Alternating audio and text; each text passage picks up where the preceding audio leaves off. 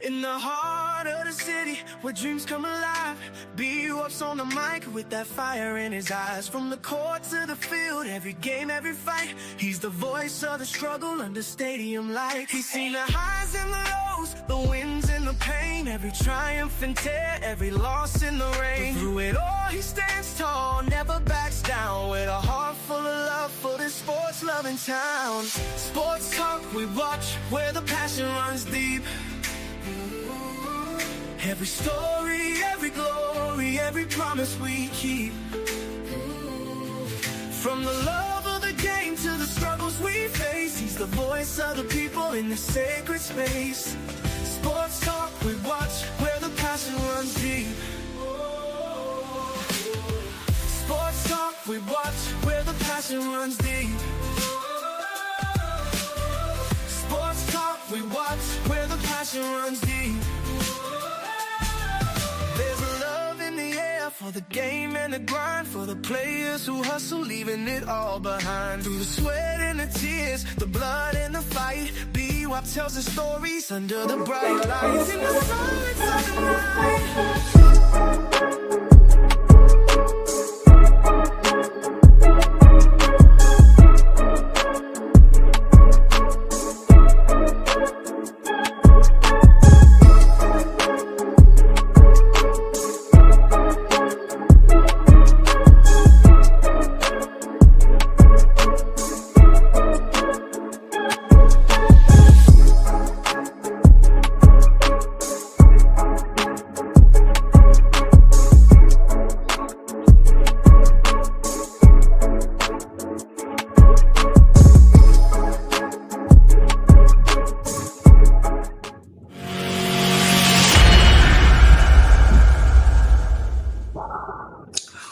What's going on, friends? You're watching Sports Talk with BWatts. I'm your host, Bernard Watts. Do me a favor. Hit that like button as you come in. Hit the like button as you come in. Got a good show for you tonight. If you haven't subscribed to Sports Talk with BWatts, I encourage you to do that. And also join the membership. Join the membership if you don't mind. Appreciate it if you do. Tonight, it's Tuesday night. Uncle Steve and JR Box, I'm telling you, I'm just going to sit back and let them work tonight. You already know how Tuesday night go. Hey, we're going to give you good information that we know. We are not no insiders. We're going to give you good entertainment. Don't get offended if we say something that you may not like, but we're going to give you a show. Good 55-minute show. I promise you. Hey, I want to say hello to everybody in the chat. Y'all the best. Appreciate you supporting me. If you're tuning in for the first time, engage in the chat. They are friendly, professional, and they will treat you with respect as long as you treat them with respect. All right? All right. Let's rock tonight and bring my guys up, and we finna do this thing, all right? Who we got backstage? I never can bring them up at the same time. I don't know what I be doing. I be hitting the wrong button or what. Here we go. Uncle Steve. I told you, it's on tonight, y'all. It is on tonight. Hey, before JR come up, I don't brought him up. He just got to click on. I want to say, Mac, what's going on? Now, Mac, you early today, baby. Appreciate you, partner. Appreciate you. I Love CC is in the build. Yep, appreciate you. B Jackson, what's going on? Appreciate you. MSD. BD Hall, what's going on? Miss Kimberly Nash William is here. What's going on? Miss Lisa M, what's up? The France George, what's going on? TC, what's going on? Sabrina, I see you. Tim Isaac, we see you. We see you. We see y'all. We see y'all. Miss Johnson is in the building. Appreciate y'all tonight. Appreciate y'all tonight. Miss Fat to you. All right. Appreciate you. Y'all got some hell of a name. I know that. Yeah. Y'all got some name. Miss V. Appreciate you, Miss V. Everything that you do. Everybody, just hit the like button. Just hit the like button. It ain't gonna cost you nothing. Don't cost you nothing to hit that like button. We appreciate y'all. Miss Linda Brooks is here. Miss Linda Brooks. Don Adams is in the building. We appreciate y'all. Miss Helene, what's going on? That's my mom's name. God bless her soul. Ring my bell. What's going on? Miss V. Rick G is in the building. Virgil, what's going on, Virgil? Miss Carolyn Shepherd. We see y'all. We see y'all in the chat. And one thing we can say, Main 94, what's going on? I see you. Miss Ivy, Anita, what's going on? Appreciate you. Look at here. JR Boxing saying hello in the chat. Swag boy. Swag boy said, BWatts, you gonna preach tonight? Nah, I did that last night. I can't. Yes, sir. Y'all Yes, gotta sir. send that collection pan tonight. Them cash, them super chat. BWatts, BWatts, you didn't tell me you had a special guest. Yeah, I got a special guest. You know he skipped the do last week. Hey, you didn't tell me you had a special guest, man. This dude look like Maxwell on him, man. What we got going on, man? Hey man, that JR, man. That's the way it's good, boy. I got to put this beanie on in the house. My wife got it like 50 degrees in here. I'm like, what is going on? Hey, I can tell you about no. Hey, JR. Crazy, man. I looked at my light bill the other day. I said, damn, why that light bill so high? They're gonna be running the air ceiling fan and all. They ain't gonna be hot. They ain't gonna be hot, man. That's about them women. Them women say, nah, I ain't finna sweat. I ain't finna be hotter than that. But what's going on, fella? We appreciate y'all for joining me tonight. Want to get ready to start this show off. I ain't gonna stay here long because I want to talk about Colorado. Just want to talk about what's going on in Cleveland, particularly of what Coach Prime said. He was on a podcast, JR, with the Kelsey brothers, and he said what he said. He said he got a good idea. Got a good idea when Shedeur gonna play. Now, he could be just putting stuff out there, or he could be communicating with Andrew Berry or somebody in the staff. I don't know. Some say it ain't a good idea. Some say, hey, can't tell Coach Prime what to do. You know, he did. So let me know what's your thought about that. I got a super chat right here. Elijah Watson, $5 super chat. Appreciate him tonight. Appreciate it. He's saying hello to BWatts, Uncle Steve, and JR. Everybody get $1.50. All right? Appreciate it. Start me off, JR. Appreciate that, Elijah. Hey, $1.50, it helps, man. It helps. Nah, but what you were saying, BWatts, as far as like, you know, Coach Prime speaking out and stuff like that. For me, look, when has there ever been a problem for a father to speak up for his son, right? He's still a father, right? He's no longer the coach. He's the father. So if he want to speak up or speak out, you know, for his son, I can't blame him for that. Now, I can understand people's sentiment saying that, oh, well, he shouldn't say nothing. He could just make the situation worse, yada, yada, yada, this, that, and the third. Man, look, you can't tell a father how to be a father and how to feel about his son. And at the end of the day, that's his son.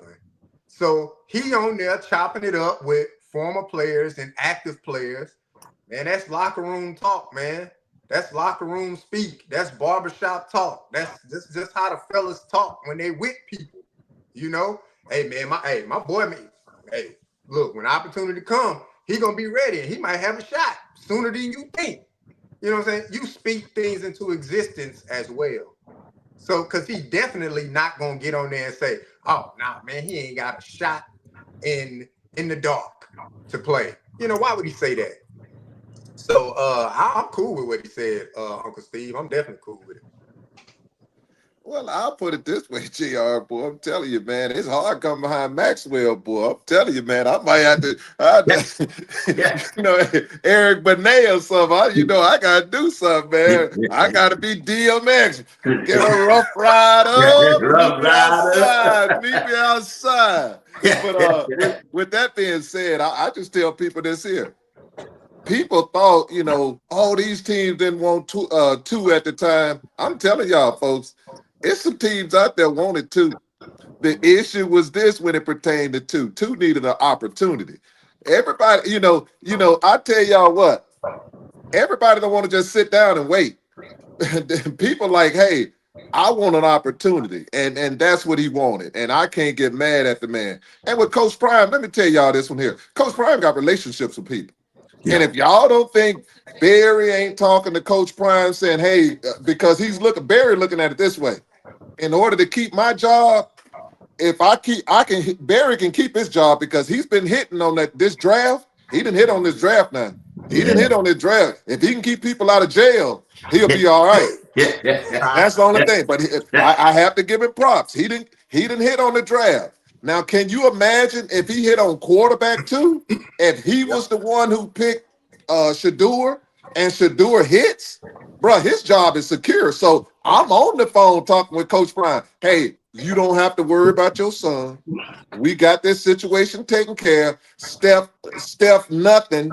Steph, a miracle maker, a miracle maker right there who just barely, without his help, the defense won the game again, and he did absolutely nothing as an offense, absolutely nothing. And the defense, and hey, Schwartz, the way Schwartz going, Schwartz should be the highest paid because he's the only one doing work. His people working. Yeah, that offense, man, I could put Colorado offense out there and do better than that. Sincere can go deep. At least we can throw the ball down the field with Sincere. So with that being said, Coach Prime has every right because y'all don't say anything when the coach, I don't even want to call his name. I'm just going to say the person who's known as the coach right now of the Cleveland Browns because it's not going to be long. You can't keep going 3-13 and keep a job. But with that being said, he's putting out his narrative. He's telling Messi K what needs to be put out there. Yeah. He's telling that other dude that don't like Shedeur all of that stuff that he wants to get out. So all I'm saying is this one here. Coach Prime is brilliant. Get stuff out there for your son. Get ahead of the narrative. Keep your son out there, name popping, which he should do. And what's going to happen at the end of the day, if you listen, the only thing Coach Prime said, his son needs to be ready when his time is called. That's all he said. That's all he said. And there's nothing wrong with that. That's the truth. He's going to get an opportunity because Little Fingers is not going to stay out there long because the plane, boss, the plane. He got to get on the plane. You know, everybody else getting on the plane with ice, but he got to get on the plane because he's on the love boat. But that's another story. Back to you, BWatts. He's on the love boat, JR. That's crazy, man. Check this out, man. So when we look at the quarterback performance, that's Joe Flacco. He turning the ball over now before the season started. You got pundits out there. You got people who hosting their podcast, radio show, TV show said that Joe Flacco is the vet. He's the one they need to start with because he's the one that probably won't turn the ball over. But so far, every game he done turned the football over. He have turned the football over. So to me, it's just me, in my opinion, I'm no expert. If my vet quarterback gonna turn it over, and the longest play from the line of scrimmage so far this year, according to the announcers, been 38 yards. Why wouldn't I go with a vet? Why would I go with the vet and not go with the rookie? I would go with the rookie just to see what I got. Because your defense is lit. They're keeping you in game. Your offense can't even cross the 50-yard line. You can't get a first down. Joe Flacco threw an interception 2 Sundays ago and ran out of bounds when he threw it and said, damn, now I got to go chase him. He dropped his head down and said, he looked to see he was at the 50-yard line. He said, oh, hell no, I got 50 more yards to go. I'm going to fall down. I'm out of here. Y'all go get it. What they going to say? What they always been saying. Oh, JR, is it time to see what DG can do so we can hurry up and get him out the way and so we can get ready to see Shedeur? Or do you think they really got a shot with Joe Flacco making the playoff? I have a shot with Joe Flacco making the playoffs. No,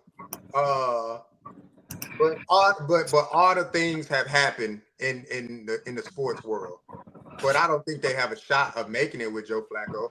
But look, if you turn to the rookie, early in the season, it could deter a team, right? You could be like, all right, well, we in a rebuild mode. We pretty much just like players already kind of know they're in a rebuild mode.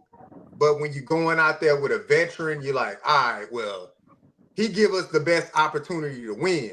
But if you're going out there, with a rookie DG, just expect for rookie things to happen.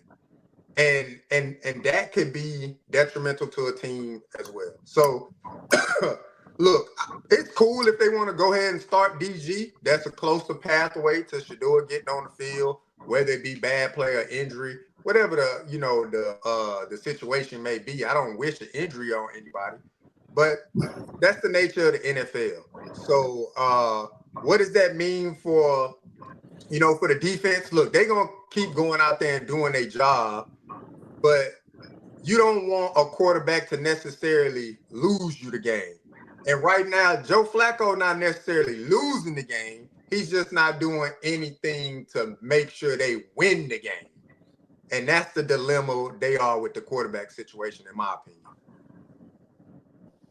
Hey, BWatts, I don't know what your people in the chat got some names, boy. I ain't never heard of no carnivore sisters. Good God, what y'all eating? That's y'all man eaters. What we going on? Meat eaters? What we got going on here? Goodness, I love Cece is the name though. I'm telling you, that's the name of all names. Therefore, I'm just it just does my heart well, boy. I be looking at these names. I'm like, boy, y'all got some imagination. Y'all the temptations. It was just my imagination. Steve, even the young men got one. Mac, what's up, Mac? Mac, what's up? I ain't heard Mac since the 70s. What's up, Mac? What's up? Exactly, and I like it. And I like it, boy. When you say Mac, that lets you know he got game. Gotta have game. If you Mac and don't have game, boy, I'm like anonym, synonym. But with that being said, I'll put it to you this way.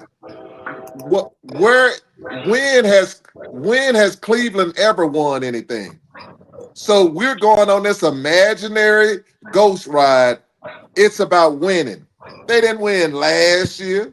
They ain't win the year before that. They ain't win the year before that. They haven't been winning. Cleveland is Cleveland. And if it wasn't for LeBron James, they still wouldn't have no championship. So all I'm saying is this here. With that being said, you need to get hope. And I'm telling you right now, the Statue of Liberty is not hope. If you want to put a quarterback back there, that's the Statue of Liberty, and he ain't going east or west, north or south, you ain't winning nothing. Absolutely nothing. And then he turns the ball over. I went and got my apple turnover. But if I went to Cleveland every week, Flacco is going to give me an apple turnover. And all you got to do is eat it. He's going to give it to you, baby. So what are we talking about? They tell us information and we eat it like it's M&Ms. We eat it like it's gummy bears. Those are lies. You're not going to tell me it's your best chance for winning, because I'll put it to you this way. One thing I can give Dylan Gabriel some credit for, he's mobile. Can you imagine him with that running back? They're getting out running wide and he getting in some open spaces, can get 2 and 3 and 4 yards, or him busting a 15-yard play. That's huge for Cleveland, because they get those 15 yards with that defense and they get field goals. Hey, you got a chance to win the game. And it also gives you hope where the defense can't be up on the line of scrimmage with you. And now you'll have opportunities for the running back to get more space. Because right now, Joe Flacco ain't throwing past 5 yards. And you know he can't move. And if he can't move and he ain't throwing past 5 yards, what chance do you have? Now, if y'all want to say that to make y'all feel good, then say it. But I'm going to tell you the truth. At the end of the day, get those young men in there and try something new. Because if you don't, all you're doing is wasting time. And that's like Cleveland. They waste time. What happens right now is this one here. People are trying to save their jobs, people. It's all about job security. Let me explain something to you. I found out that the acting coach right now makes about $14 million. The acting coach, about $14 million. He don't want to lose that $14 million.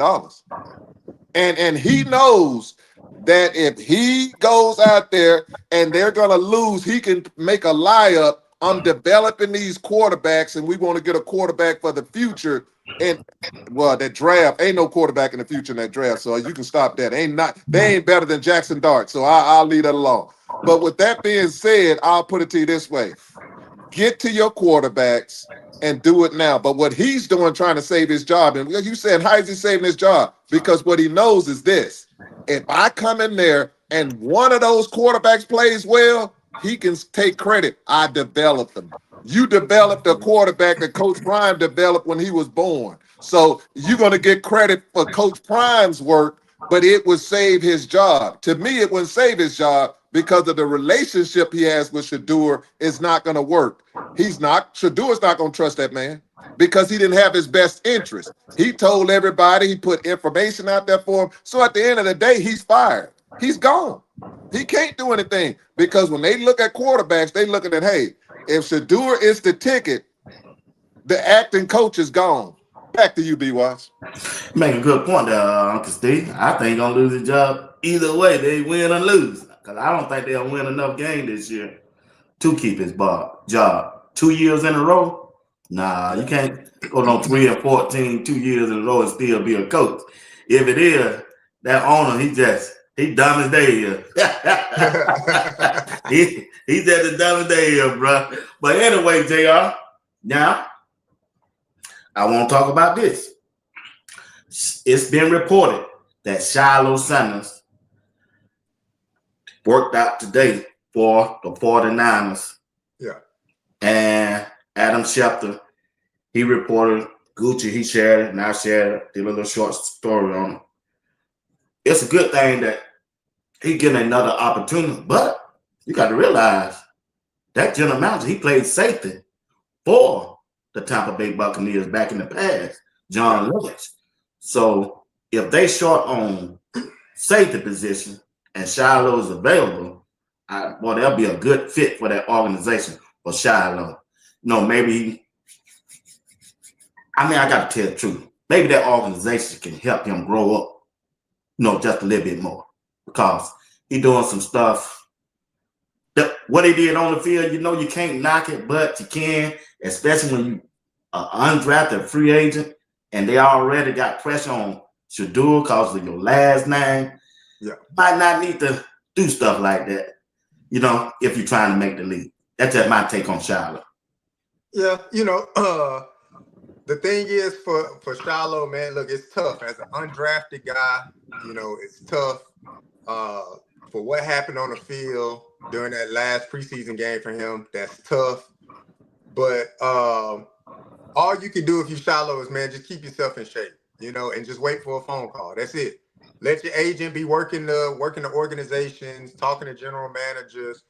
Because the NFL, man, when it comes to stuff like this, it's a dirty game, man. Look, they'll bring you in just for that week because, maybe 2 or 3 players on their practice squad got hurt or injured or can't practice. So they may just bring you in for the week of practice, and then next week you will see breaking news, Shiloh Sanders cut by the 49ers or something like that. So it's a dirty game, man. All he needs to do mentally, keep himself prepared, physically, keep your body in shape, and when you get the opportunity, go in there and make the best of the opportunity. Because that's what they do in the NFL, man. They'll call you in for a workout because we need you. We need this many bodies at this position for the week. But when those guys get healthy again, the guys that they didn't got signed to their practice squad or something like that, when they're healthy again, it can be cut. But look, you want the opportunity to showcase your talent, don't matter what team it is. And so he's getting that opportunity. That's all you can really ask for. But it's a dog-eat-dog game when it comes to that NFL undrafted stuff, man. It's dog-eat-dog. When it comes to the NFL, you said it there, JR. At the end of the day, it's about relationships. Coaches go with guys they like, they feel comfortable with. And what Shiloh's going to have to do is this one here. Shiloh needs to get in there. I'm going to do it. Let me put it to you this way. Silman Craig, he needs to have Silman Craig's attitude. Silman Craig is going to do anything it takes to stay on the Jacksonville Jaguars. They're not going to cut him because he's the type of guy you love him. You love him. He's going to go out there. He's going to get it out of the mud. He's going to work hard. He's a leader. And Shiloh is the same way, but Shiloh got to understand that Sanders ain't going to take you nowhere when it pertains to relationships with certain coaches. You are going to be the one to determine your relationship with certain coaches. You come in there with that great personality that he has, but what he's going to have to learn, Shiloh is the little.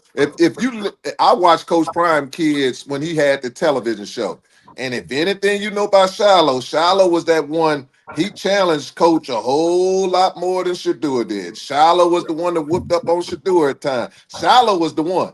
Shiloh was that one that Shiloh gonna get you. Shiloh gonna make it. Shiloh gonna, like Coach Brian say, Shiloh gonna make you get on your knees. He has that personality, but what he also has, what people love about Shiloh and his grandmother, Shiloh has a wonderful heart. And what I'm saying is this: people like what I'm saying. Shiloh needs people to see his heart instead of playing tough guy. If they see his heart and see his personality, they're gonna fall in love with Shiloh like everybody else does. And when you build those relationships, it ain't about how talented you are, because I can tell people right now, it's some players on teams they ain't got average at best, but those coaches love them because they like, I can depend on them, I can trust them, and these guys are going to repeat my message in the locker room. And that's what you need. They're looking for people who are going to repeat their message in the locker room to say, hey, the coach wants this, and this is what I'm love. So kudos to Shiloh, but I'll tell Shiloh this way, and this is my best advice for him. Don't go in there with that Sanders stuff thinking you're going to be, you don't run a 4-3. You ain't your daddy on this one here. Go in there. I'm a regular guy, which he is, and cool guy, and I'm here to work. And if he does that, he's gonna stay on the team because he has the skill set. Back to you, BWatts. Yeah, I'm rooting for the guy. He's my favorite one of all. Over Buckins, Shedeur, Coach Prime. I like Shiloh. I just always have been. I like the way he plays football. He feels good on the back end, and well, we'd love to have him now. Yeah, on Colorado on their back end. But anyway, just want to put that news out there about about Shiloh. Yeah, I had to throw that on that JR. Before I move into Colorado, you know, JR was talking that trash about a month ago. I ain't no Cleveland fan. I don't care. They lose every game. Oh, hey. Well, what Houston doing? What CJ? Yeah, blowing bubbles. He blowing bubbles. What Houston doing, family? Hey, I believe they might make that trade for Shedeur. Nah, man. I just had to mess with JR on that one. But anyway, JR my dog, man. He my dog. Yeah. Oh, big Bubba at that. Yeah, want to say hello to me. Going on with the Texans. The Texans ain't doing nothing, boy. We got some bad offensive line play. Like he didn't know that before a month ago. Quarterback play right now. Like he didn't know that a month ago. That's what it is, man. Yeah. We ain't got no run game, and our quarterback he looked a little timid out there. Like he don't trust the line of scrimmage in front of him, and I wouldn't trust him either. Like they ain't really blocking. They ain't run blocking, they ain't pass blocking, so it's just kind of more the same from last year. But last year, Joe Mixon was able to, make something out of nothing. Nick Chubb ain't able to make something out of nothing. It just ain't happening. So we ain't got no run game to rely on to use to play action. And CJ Stroud, he's struggling a lot. Not a little, he's struggling a lot, man. So yeah, big dog. Yeah. And our Jizzle, he tried our Jizzle tried to get rid of his quarterback. His quarterback looked like the MVP already out there in Indiana. that looked like he the MVP. All right, fellas. I gotta get a shout out once again to Miss E. Willer, praying that everything is all right with her and her mom. Hope everything is good with you. Me, Uncle Steve, and JR send you our blessing, Miss E. Willer. All right? Definitely. All right. Here we go. Family. Coach Prime and the Colorado football team won this weekend against Wyoming. Talk to me, JR and Uncle Steve. What do you take from that game? Some things, like I said, some things I took from the game, like I said, Sunday. In some of the areas, they improved. They made a big improvement in some of the areas. And it's good to see players not make the same mistake that they made the previous week. So that means, hey, some coaching happened during the week. The word of the week was accountability. from the coaching staff all the way down to the players. And it seemed like a lot of people within the buildings of Folsom Field, they took a lot of accountability for their actions, and it bode well for them. I'm not really too caught up in all of well, it was Wyoming and they not really a good team. Well, sometimes it's not about the person, the competition in front of you. It's about what you need to be doing right in order to make things work. And so some things that look, to me, K Salter played pretty good during the Georgia Tech game, and he definitely played good during the Delaware game. But look, the coaches said they wanted to see him be more decisive, right? And that's something when you go back and look at the Georgia Tech game, he was kind of in between. Should I run? Should I pass? Right? And it looked like this game, hey, he was a lot of decisive. So he cleared that up real quick. For the defense, again, it's not about the opponent that you played, but it's about, hey, were they technically sound or were they in the right position during multiple plays? So you want to string together more good plays than average or bad plays, and CU was able to do that on both sides of the ball this past Saturday, and it equaled a win. So hopefully they could just push that forward into the next week, Uncle Steve. JR, you educating the people. This is what I'll tell the people. I'm gonna go a little different way. Georgia Tech is a top 15 team in the country. They're undefeated. Top 15 should be top 10 in the country because of the big wins they have. So you're looking at that. You're looking at a Georgia Tech team that's a top 10, top 15 team. Now let's go to Houston. Houston undefeated. You can say whatever you want. Undefeated is undefeated. I don't care if you beat Toledo and Chimamo, whatever you want to do. You undefeated. Undefeated is undefeated. I don't care who you play. You can only play the people on your schedule. They beat them. Let's go there. They're going to be in the top 20. If they're looking at, I can see them in the top 20, top 25 because they're undefeated and their record there, and they look at the talent they have. Let's go Delaware. I think if y'all look Delaware smashed somebody last week too. Delaware might be 3-1. Delaware might be 3. Yeah, Delaware might be 3-1 right now if I'm not mistaken. But my point is this one here, and Wyoming, they have played good teams. We doing all this talking. They have played very good teams. And with those very good teams, I'm not going on no woulda, coulda, shoulda, but they, other than the Houston game, everything else was very competitive. The Houston game that wasn't competitive at all. That was a whooping. And they took the whooping, and we'll move on from there. But what I took from the Wyoming game is this one here. I took it was a whole lot more focus into that game. I looked, there was less substitutions in that game. They kept players in there, those substitutions cut out. I looked at they started throwing the ball north instead of throwing the ball side to side. They did a whole lot more of that, getting the ball downfield. What I also took out of the game, K-Salt did what K-Salt always does. K-Salt changed the game plan when he started moving those feet and moving those chains. The more K-Salt moves his feet, the more productive this team is going to be. This is what I'm going to throw to K-Salt. I hope K-Salt hears this. K-Salt, I hate to tell y'all, if y'all look at college football, and this ain't a color thing, but it's amazing. All the white quarterbacks are running now. All the black quarterbacks trying to throw the ball. Wow. Now you're faster and everything else, but now you want to be Lamar Jackson sitting back there passing the ball, and you see what that's taking them. And he sits back there 5 seconds instead of using up that 4.3 that he runs. But all I'm saying is this one here. Y'all drinking Kool-Aid. Y'all drinking that Kool-Aid that they telling y'all. Y'all need to sit in that pocket and be a throwing quarterback. I drink lemonade, and my lemonade is this here. Do what you do best, K-Salt. And what you do best is you get back there, you make a decision, and when you make a decision, when you see that field open, skip them receivers. Skip them receivers. Hit you need to be like the road runner. Beep, beep. You should be gone. You should be gone. And when you're gone, it's about moving the chains, because the more you move the chains, the longer you keep your defense off the field, and the more you put pressure on the other team's defense, And then what you also do, you reduce the game. It reduces the time the other offense is going to have the ball. And if you don't understand what I'm saying, Wyoming them and the Houston them guys had the ball 9 minutes. And when you have the ball 9 minutes, that means that you ain't going to get no more than 4 minutes with the ball. And that's if you get a first down.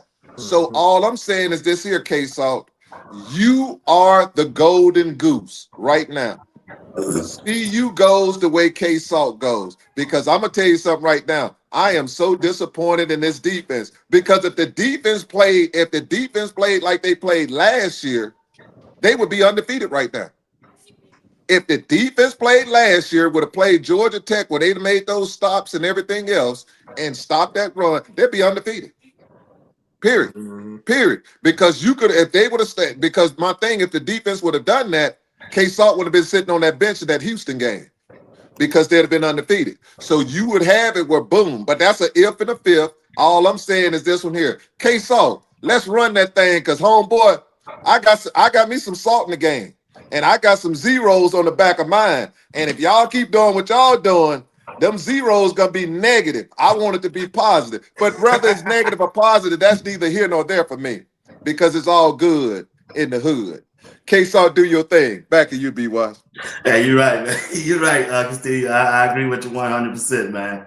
K-Salt, that guy, man. He been that guy ever since I did my research on it. Ever since he been up there in Colorado, and he been that guy. He just got to go and play his game. But anyway, you brought up a good point, Uncle Steve. That defensive side of the ball. JR, I did a little research today. Yeah. Don't you know, as of right now, Colorado defense, passing defense, is the third worst in the country. They the third worst in the country in pass defense.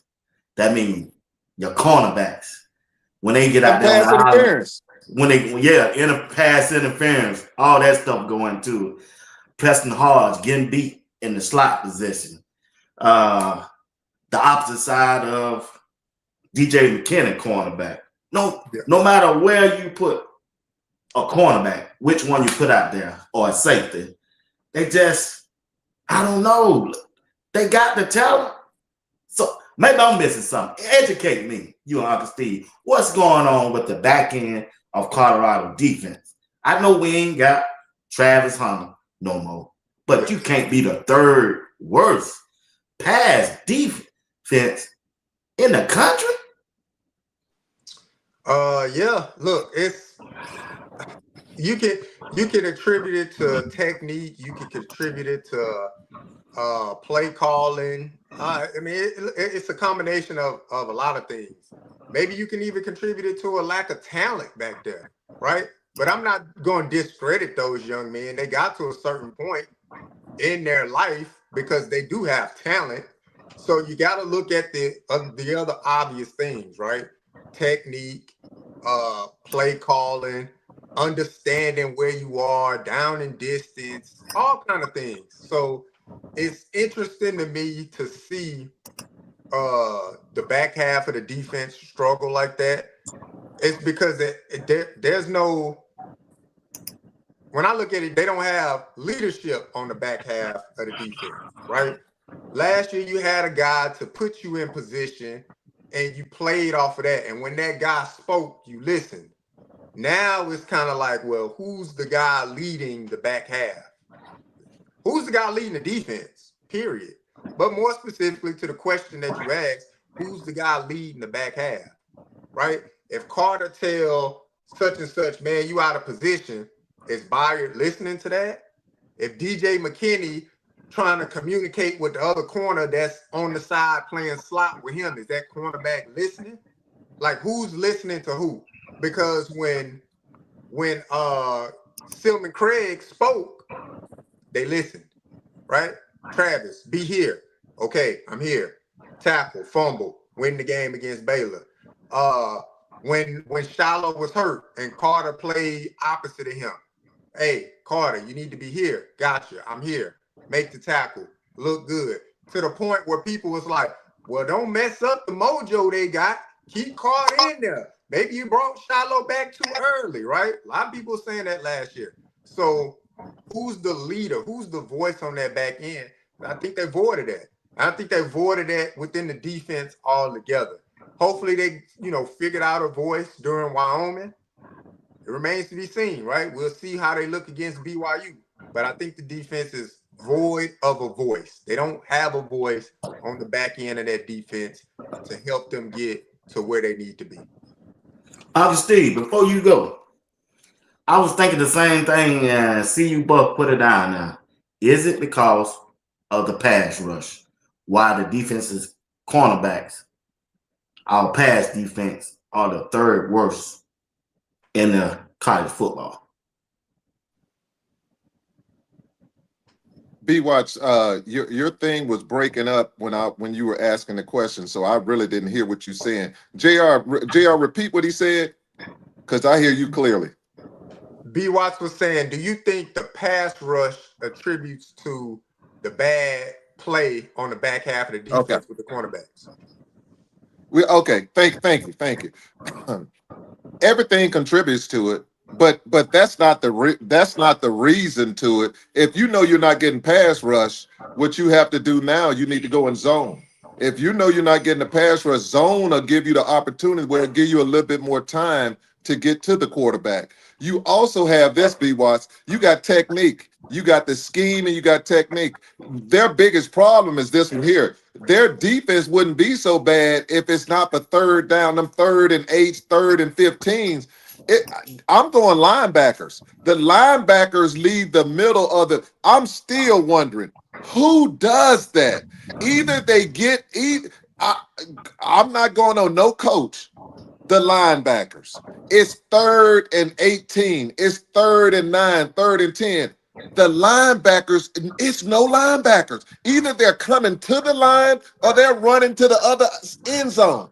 And I don't get it. And I'm like, what are you teaching these kids? Because I'm not blaming the kids. Because if it's me and it's 3rd and 15, 3rd and 8, I'm getting 5 yards deep or 6 yards deep. I'm getting 4 yards before the first down, and I'm staying there. I'm not going nowhere. I'm staying there. And until I see a tight end or something come with which they clear you out. That's what the problem goes. And then you're playing this man-to-man crap on these downs like last game. Those guys got 3 first downs of pass interference. They didn't even have a first down if it wasn't for all those pass interference. And this goes with pride. Coach Prime ran man-to-man. Coach Prime, they're not you. Right. And if I'm the defensive coach, Coach Prime can get mad at me because I say, dog, my job on the line, and we're not doing this because I don't think y'all paid attention to the game. Something happened out there. Coach Prime said something to Coach Mathis on that sideline, and Coach Mathis told him. And if you listen, Coach Mathis told him something. Man, he told him that ain't that what you think is blah, blah, blah, blah. I ain't saying it was a big spiel, but I looked at him and I look at body language. Coach Mathis wasn't happy because he was letting them know it ain't what Coach Prime thought it was or whatever the case may be. I love to hear what they said. It would be interesting. Yes. What I'm saying is this one here. It's someone forcing them to play man-to-man because ain't no coach on the planet. If they do it against BYU with that freshman quarterback, they're gonna run the option, which they did to them in the bowl game. They're gonna run that option. And this quarterback, he ain't no thrower. He runs that football, and that running back is good. He nice. So what I'm telling you, if those linebackers do that crap that they always do, leave the middle of the field open, I can tell you something right now. It's gonna be a long. No. I'm gonna put it to you this way. This dude here used to have me rolling on Monday Night Football. Turn out the lights. The party's over. That's old school. You see, y'all. Some of these people in there like, what is he saying? That's old school. That's turn out the lights. The party's over because it's over. It's over. I'm going to turn my TV off. I'm going to rub on my lady leg and I'm done for the night. I ain't listening to that mess. I'm going to do something soft. I ain't listening to that foolishness because what I'm telling you right now, it's a combination of things. And then you have foolish things where you have your boy. And I think Barnes have done an outstanding job. But Barnes know better. You're gonna hit a quarterback after he throws the ball and do a cheap shot like that. Not only did you hurt your team, you gave him another first down and 15 yards. And that was third down. It makes no sense. Bad decisions, undisciplined, and pride. I'm saying this is pride for not getting out there and saying, hey, let's quit this man-to-man crap because you're not man-to-man players right now. If all the cornerbacks other than McKinney, all they do is grab receivers. That's all they do. If that dude get beat again on that double move, he need to go and get on there and he need to get up there in the stands with the because dogs are nuts enough. You can't get beat 3 weeks in a row on a double move. I'm not going for nothing. You can stop and I'll be still going back, but you ain't gonna beat me on that double move again. Right. You ain't beat me on that double move again. Nah. And I'll just put it at that. So with that being said, I'll say this and I'll leave it alone. The players need a scheme in which all they're doing is reacting. And I'm telling you something right now. The linebackers ain't reading them hoes. They ain't reading them hoes. But I can read a few of them, but they ain't reading them. But with that being said, BWatts, you caught that one. But with that being said, they need to do better. They got to do better. Yeah. Back to you, BWatts. Who don't catch it? When you talk. The way you throwing them fastball, who ain't caught it? But check this out, JR. When I do look at the bright side of the defense, there's two players that stands out, and they are freshmen. Alex McPherson, London Merritt. Those guys are taking advantage of their opportunity that Coach Prime has given them so far. Yeah, they wet behind the ear, man, and they trying to get out there and make something shake, right? So if I'm gonna be able to get on the field and I can make plays, I'm gonna get on the field and I'm gonna make plays, and I ain't worried about nothing else, right? Because like I said, I thought about it. Like I'm watching the Houston game, and I'm like, why are these freshmen in here on critical third downs? Where's Walker? Where's the Wade dude? Where they at? Where they at? You got these freshmen out here. But you know what? The freshmen going 100 miles per hour. It's third down. Pin your ears back. Go chase it down. Whether it's the running back, the quarterback, whatever. Get it done. And that's what they were looking for in Houston. Now we just need somebody to get it done.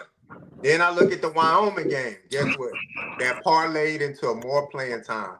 Now they not just playing on third down where they can pin their ears back and just run for the quarterback. Nope. Now they putting a little bit more responsibility on their play. You're gonna play on first and second down. Because now you gotta hold the end.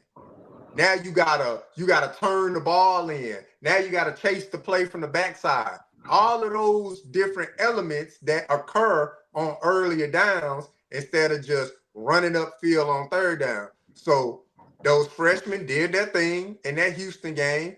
They played exceptionally well, and that gave them another opportunity to get on the field and make an impact during the Wyoming game. So salute to them young men, man, from IMG Academy. Well, I'm gonna go not only salute to them, how professional they are. They come in, and if you look at it, what Coach Prime is doing right now, boy, Coach Prime recruiting, you playing freshmen. And if you look at that big boy that they got today, when they see Brandon Davis Swain playing and starting over seniors, over 8 seniors, Brandon Davis Swain was starting. Regardless of what we think, he has some explosive plays. So I'm gonna add him to one of the ones. He's had some plays in which you say, whoa, I'm gonna tell you somebody else who needs to have more playing time. And his last name is Salter. They looked at that Salter boy and said the 4 plays he had the highest PFF on all of them. Right. And if you look at it, when he hits you, you hit. So you go down. You go and you go down hard and fast. So all I'm saying is sometimes them coaches need to come out of that.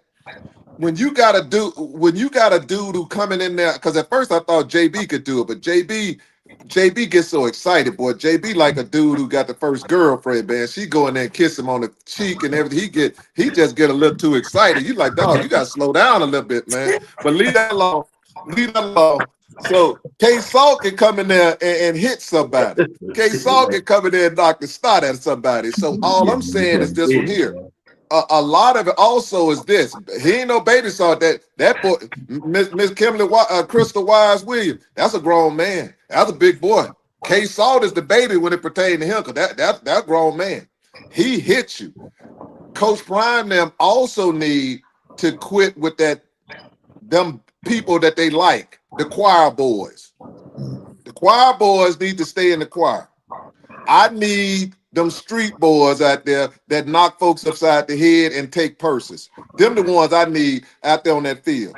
And Coach Prime them get a little upset because they like, well, you didn't do everything. Well, I just need you to play on Saturday. We can work on the other stuff. We can work on the other stuff. We can work on us. I can make you do extra stuff where you can go and walk old ladies across the street after you take the purse. But with that being said, I just want, I'm being serious. Coach Prime now, because Bayer should have never been on the bench. Even when he was injured, he should have been in there. And if he wasn't in the game, I would have rather you put that freshman in, Branch, if he wasn't hurt, because Branch will hit somebody. And not only Branch can move.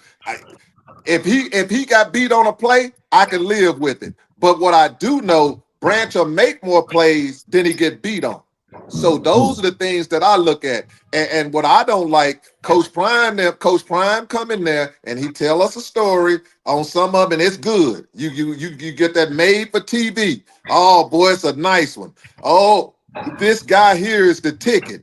Man, I'm like, you ain't selling me that stuff. Finney is good. Finney is good when you got him on the kickoff team.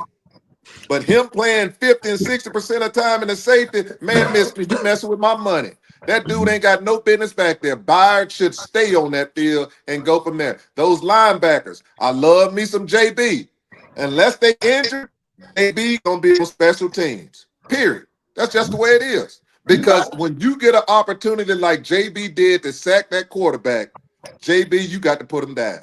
Because you only get so many opportunities. And when you don't make the most of it, because I can tell you, if Salt was back there, the tent would have came up. I don't think Salt would have missed that because that boy hits you. So with all that being said, JR and BWatts, some of this is on Coach Prime. Coach Prime got to quit with all this. Reverend Nelson to take all the choir people because he got a good choir. And I love the hats that the ladies have up there. They could go to California. Bring me them thugs. I need the thugs over here. Let's get some thugs. Let's get some folks to hit you upside the head and you feel a little uncomfortable. That's the problem. Y'all too comfortable with these people. They need to be uncomfortable. Back to you, B.Watt. Yeah, I agree with you, Steve. You need to play the players that can play, man, and let them stay out there. You have to call somebody, hit somebody out of bounds. Shit, that's what you want. Don't take them out. Hell, go out there. Next time, hey, hit him inbound next time. But I like the way you did it. Yeah. All that thudding up in the practice. No, they need to practice how to hit. Take them down to the ground. You say you got depth. Yeah. I don't do that. We don't do that, bro. We don't do that thudding stuff. But anyway, now, when I look at the offensive side, I like Draylon Miller. I love him as a person, y'all. Yeah. I love him as a person. But to me, this year just ain't his year so far. Put him in the backfield. You down 2 running backs. You got 2 running backs injured. Coach Prime, this BWatts, J.R. Boston, and Uncle Steve. Put Draylon Miller in the backfield and put Q for 6, Isaiah Hodge, or Cam Michael, or JoJo in the slot when you just got 3 wide receivers. That's what I would like to see on the offensive side. Draylon Miller just ain't giving it to me right now out of the first 4 games. Dropping passes, not blocking. If you want to give him some touch, put him in the backfield like you started off last year. Just throw it out to him in the flat. Let's see what he do after that. But other than that, I want Q for 6 in that slot. That's just me. I think the dude a game changer. If not him, go with the taller guy, JoJo Williams. Yeah, I wouldn't go with JoJo. JoJo not a good route runner. Like he's a good athlete, but route running, yeah, he ain't good at that. Yeah. But yeah, Isaiah Hodge. Look, even if you want to go Quanell Farrakhan X Jr., if you want to go with Q for 6, I mean, look, there's a bevy of players you could put there. What I will say for Draylon, look, man, you in a little bit of a rut right now. So obviously the coaching staff wants you to work out of that. And it happens, man. It happens to players, man. They get into ruts, they get in their own head, the process for them gets sped up, and that's what it looked like for Draylon. Because last year was easy being the true freshman, being the fabulous freshman coming in, and the expectation wasn't really anything. Remember, Draylon Miller got the first touch of the season outside of Shedeur. Well, outside of the center exchange to Shedeur, he got like the official first touch from Shedeur. So they expected big things from him this year, but with those expectations comes a lot of pressure, right? To be the voice in the room, to be the calming presence in the room, to be the guy that's going to get it done and be consistent. And look, he can be consistent at practice. That's great. But yeah, on the field, you're struggling a little bit in some situations. So whatever they got to do to try to get him in that rhythm, you know, get him some touches, whether it be in the backfield, whether it be a toss, whether it be a sweep, whether it be a jet sweep, you know, something to make it a little bit easier for him, get his confidence back. That's up to the coaching staff to do. His job as a player is just to keep working through it. Don't lose your confidence in yourself. Keep working through it. Keep fighting. And then find other things that you can do on the field. Look, you can definitely block. You definitely block. Or go out there and block somebody. Put somebody in the dirt. You know, stuff like that. Take pride in the small things until that opportunity comes back around where you're catching, you know, 3-4 balls a game and, you know, you're back in a good space. But, yeah, it's a long enough season for him to bounce back. But the expectation is different when you're, quote unquote, the guy. And he's supposed to be the guy. So the expectations just kind of probably got to him a little bit.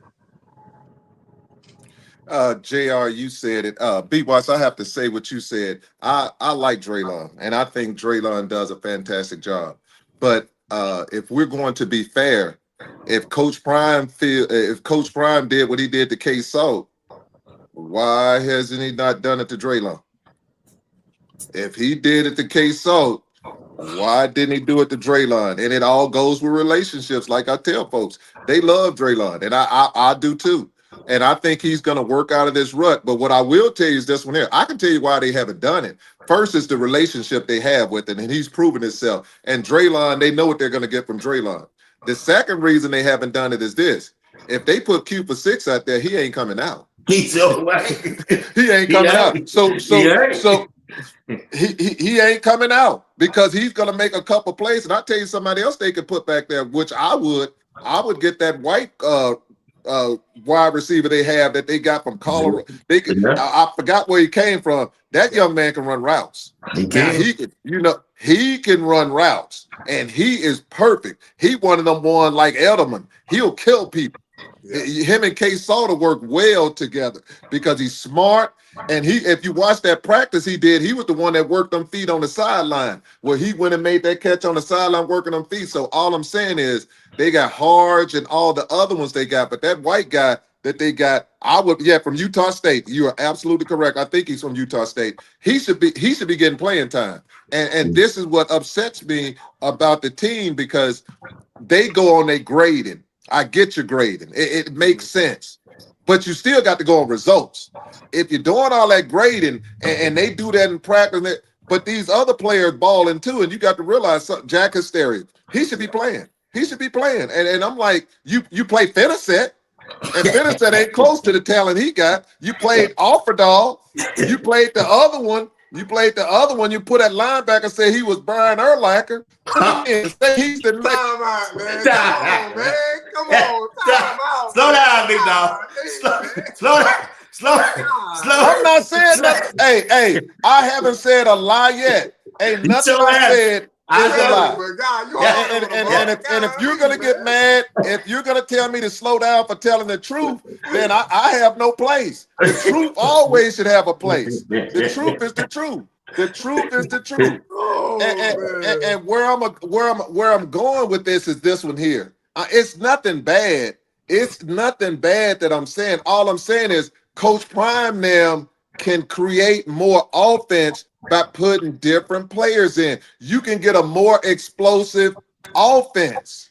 And I don't think there's nothing wrong with that. You can't have receivers dropping balls, man, because when Draylon drop a 3rd and 8 and you got a first down, that's just like I give you an example. When Farrakhan dropped that first down for Juju, for the Golden Boy, for Juju, that changed Juju's whole season. Because can you imagine if he would have caught the ball and that was a first down and Juju goes down and scores?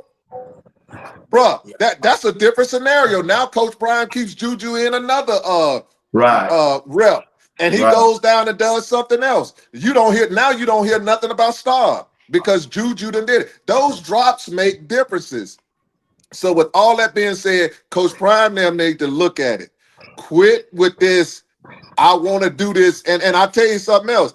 I understand they made promises to people. And they said, hey, we're going to try to get you to the next level and stuff like that. But your play should get you to the next level. Not we're going to keep trying to feed you this ball. Now, one piece of they should be feeding is sincere. Sincere, JoJo, and your boy Omarion. Y'all can say whatever y'all want to. Those boys would get the ball. If it was my team, I don't care what y'all say. The playmakers getting the ball, and we going vertical. We moving up 5 yard slants. Sincere doing drags. He's getting the football, so his feet are always going to be moving when I get Sincere the ball. He'll never be still. Why don't you do that? And why don't you put Sincere in motion? He run a 4-3. Why ain't he in motion? The dude runs a 4-3. Put him in motion as fast as he is and let him shoot. It makes too much sense, but we going to wait. We gonna wait. Back to you, BWatts. I mean, I've been saying that all along, man. You know, gotta pay your blessed player, man. Bump all that. Who you know. I like Draymond. He did excellent when Jim and them were taking the spotlight. But when you the man and you don't gave him 4 games, but you gotta switch that up. That offense can be more potent and powerful with a speedster at that slot position. Draylon Miller had problems get off the line of scrimmage last year. He still got them problems. He ain't built for that slot. He's a possession type receiver. And to me, I believe he's a running back more than anything.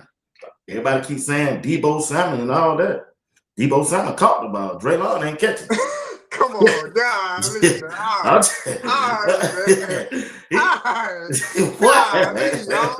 He just ain't. I like him. I like the dude. He's a good kid. You know, Coach Swayze got him in shape. Him and Timmons, they couldn't stay out of the county during spring practice. But now, when the shoulder pad come on, man, yeah, where they at? Dang, BWatts, all right, man. No, just saying. So, yeah. Hey, big dog. They're going to end it with this. Talk to me about the special team. Oh, look, man. Hey, like I said, man, y'all heard me say this before. Coach Prime sat on that podium for 2 years and said, man, dog, I need my special teams to be special, man, and they just not special. Well, that ain't the case this year, right? Them boys special. Shout out to Coach David Pollock, man. He got them boys right. They infused that area with some talent. Buck Buchanan kicking that thing out of there. But I saw him with a little wrap on his leg, so we'll see. Yeah, I saw that too. Leg too. So yeah, we'll see. But you got Damian Graves, man, mate 2.0 doing it. What happened to the block punt? I didn't see it. I keep hearing about. I heard Coach Prime say about the block punt. What happened? It was a block. The block field goal. Yeah, extra point or whatever. Block field goal attempt, and yeah, I mean they got pushed off the line, man. They got some pressure up the middle, got pushed off the line, and Wyoming defensive lineman got their hand up and got their hand on the ball and blocked it. But other than that, man, that's the only blemish really to the special teams resume this year. They're doing a heck of a job, man. And I'm not just talking about those specialist guys. I'm talking about the guys running downfield too. Isaiah Hodge, Terrell Timmons. You got again. What's Draylon need to be on there. They need to try Draylon out there one time. Yeah. He said, yeah. Brown. Jeremiah Brown running down there on tackles. Little big Salt running down there on top. So it's a bevy of guys, man. Caleb Mathis. I don't want to forget nobody because there's so many of them, but they out there doing their thing, man. So salute to Coach David Pollock, man, and the special teams unit. Coach Prime has not one time come to that podium and say, man, the special teams got to play special. Right. They doing their doggone thing. And that's salute to Coach Prime for recognizing, hey, this is deficiency. We got to get it right. Let's infuse this area with some talent. Because last year, the star of the special teams was the governor. And he went, you know what I'm saying? I'm like, who? Like, what does he contribute to the team outside of just being a voice kind of thing? We ain't seen the governor on film one time. He's still on the team because you got guys back there doing their thing, right? So, again, salute to Coach David Pollock, man. He got them, boy. He whipped them in the shape. And salute to Coach Prime and their recruiting staff. They went in and they got some people that's gonna make a difference for that special teams position for sure. Hey, JR, I like everything you say, except I can't salute Coach Prime just yet because if it taken 3 years to make that decision to get one, I can't salute you. You guys, because it was 3 years too long. That should have been done long time ago. But I am gonna give Pollard his credit. Pollard making his money. He doing his thing. He doing his thing. That goes with just like running the ball. How many years it gonna take us before we start making a decision we're gonna run the ball? So we can't give him credit for just saying, hey, we've been saying it for the last X amount of years. We losing a whole lot of offensive linemen, whole lot of young offensive linemen that will be coming to Colorado if we run that football. You could open up the floodgates where you can finally go and have a national championship team, because what you're looking at, look at the receivers that you're bringing in. Look at the quarterback that you have. Coach Prime, if you run listen to what I get what you want. Everybody want to be cute. But if you want to win a national championship and you want to build a national championship team, you're not going to build it with receivers from the outside trying to do it in, because what's going to happen, you're going to get your quarterback killed. When they play the Ohio States with all them 5 stars and them Oregons with all them 5 stars on defense, and they come in the way they come in, your quarterback going to look like Archie Manning. He going to look like he lost. He going to look bewildered, and he going to be on the ground often. So all I'm saying is this here, BWatts. Sometimes you got to go out there and you got to say, hey, let's run. I know I changed the subject. I'm going to come back to special team. You need to run this football. And I think we're getting away from it. We need to get to the basics. Run the football. And Coach Prime is the reason we're not running the football, because if he wanted to run the football, I can show you tape of Nick Saban cussing out Kiffin when my boy didn't run the football and he passed the football. Nick Saban got right beside him and chewed him out every time until he ran the football. Sarkisian, he did the same thing. He went right beside him and he folds his hands up like this here and he looks right at him and say, we're going to run the football. That's a coach's decision. So let's go special teams. Special teams have been special. They've done an outstanding job, and they need to keep doing an outstanding job because they got players that want to play special teams. That's what makes it special, BWatts. You got players that are bought in, and thank goodness that Coach Pollock got players that bought in, because I'm letting them know if they didn't buy in, they wouldn't make them road trips. So you better buy in. If you want to make them road trips, you want to leave your bunnies at home and meet your new bunnies. So you better be make sure you're taking care of your special teams. Back to you, BWatts. Yeah. Hey, all right. Ladies and gentlemen, I want to thank y'all for tuning in tonight. But Coach Prime, Steve gave you his take. I'm going to give you mine. Move Draylon Miller to the backfield. You're down 2 running back. They injured. Don't know if they coming back. Put JoJo Williams or Q46 in the slot, and I think we'll be all right against BYU. And if your defense can hold BYU to under 20 points, you should leave away with a victory. I want to thank everybody for tuning in to Sports Talk with BWatts. Uncle Steve, JR, on Tuesday night, one of the best shows anybody can ever want to watch on YouTube, along with the comment section and the chat. Appreciate y'all tonight. JR, give us the last word. We out of here. You and Uncle Steve. Yeah, man, it's always a good time, man, chopping it up with you, BWatts, Uncle Steve, man. Just talking sports and just giving an educated opinion, giving some facts about some of the knowledge of the game and the sports that we love and we love to follow and view and stuff like that. But fellowship is always good. Fellowship is good in the chat. Fellowship is good up on the stage with you two gentlemen. So salute to you, BWatts, for curating this spot, man, and making it a good place where people can come.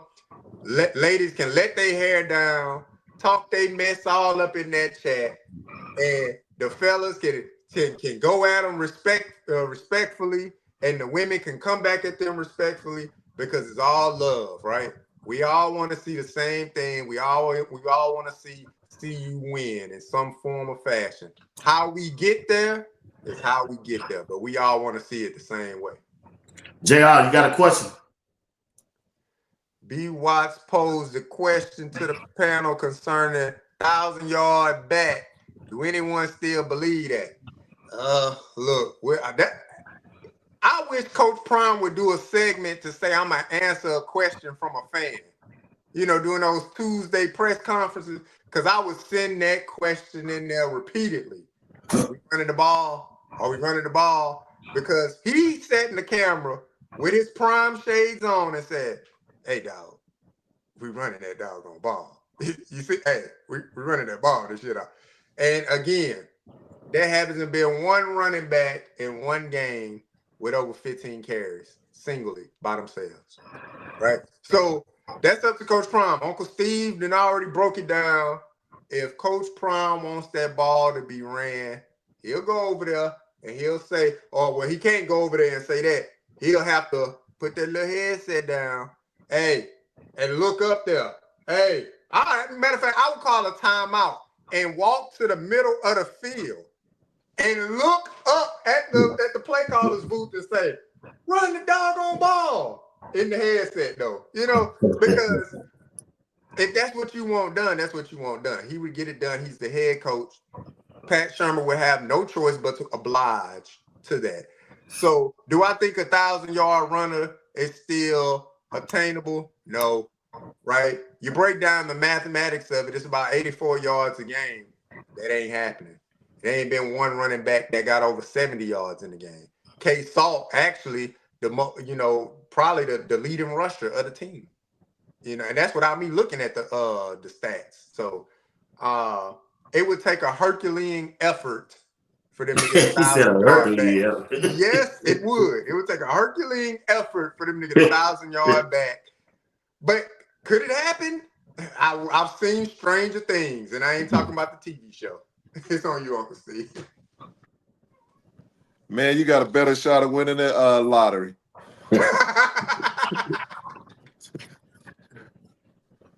You got a better chance of winning. Like you see me blowing bubble. Hey, they blowing something up y'all tail, and it ain't bubbles. So they blowing smoke, man. They pissing in your face and telling you it's rain. Man, I ain't believe nothing else they got to say about running the football. He did it. I'm done with running the football. Coach Prime gets a little impatient. If you see his temperament when it comes to the game, he gets real impatient in games where I'll give you an example. Michigan coach runs that football.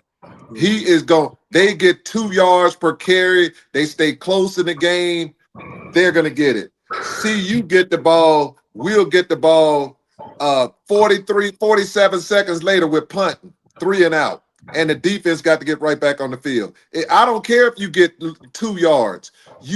It's the purpose of, if Coach Prime pay attention to it, the other team be getting 2 yards, but at the end of the game, the boy busted a 50-yard to win the game, to call it Haynes King, 50 yards to call it to the house. So it's patience. You have to be patient with it.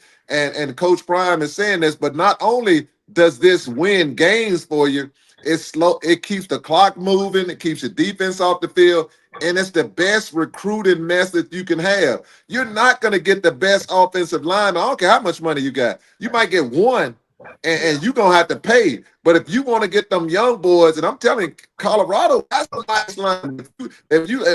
People get mad at Matt McChesney all you want to, but he is telling the truth. His boys are playing with the best things in college football. Michigan, Oklahoma, Ohio State. His boys are playing Alabama. His boys are playing everywhere. And this is big time ball, and they're successful. And I'll tell y'all this one here. How is it that Benson is at Indiana right now and they moving and he don't look like he was looking at Colorado.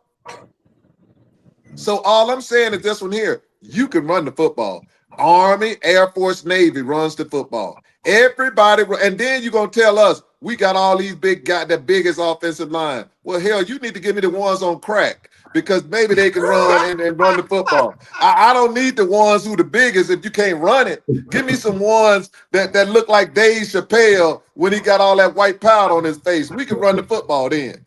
But let me leave that alone. And I'll say this here.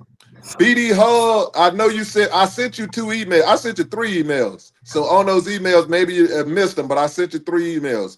But I'll tell your chat this one here. Colorado future is bright. I just hope, this is what I hope, BWatts.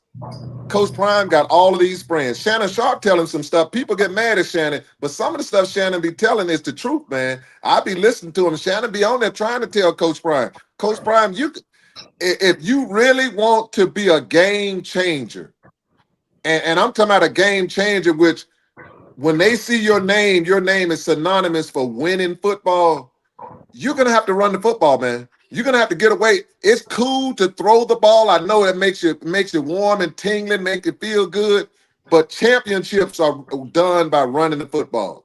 And you're going to see when you play Texas Tech, not only can they throw the ball, they can run the ball.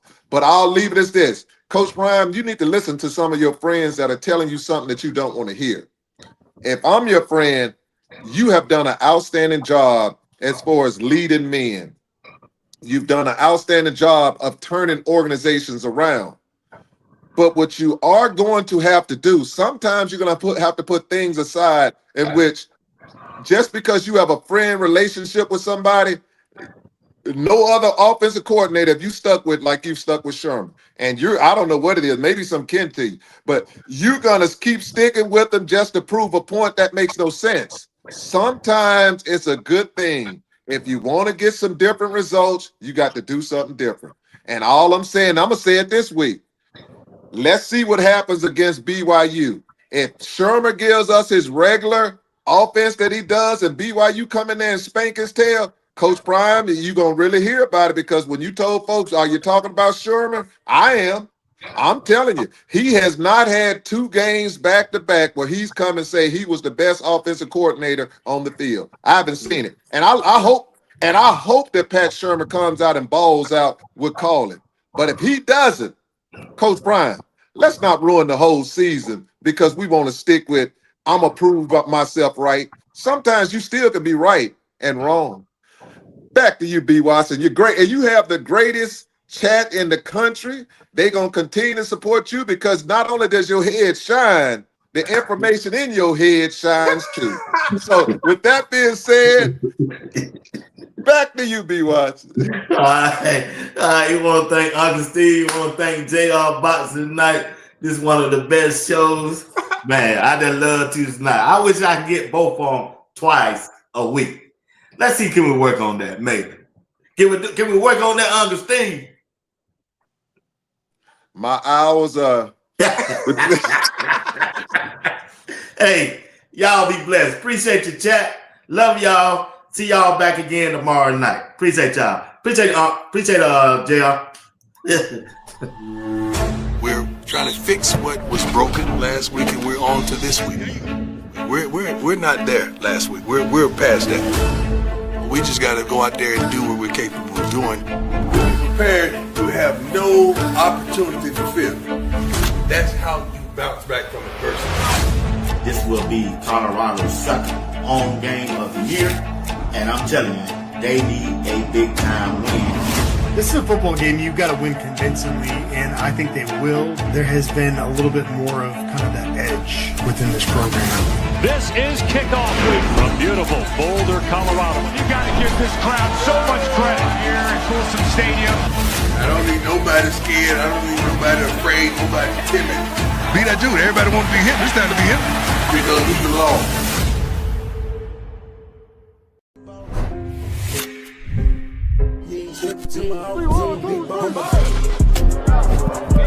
Are you practicing to practice or you practicing to be great? Which way am I going? Today's supposed to come. You on the way.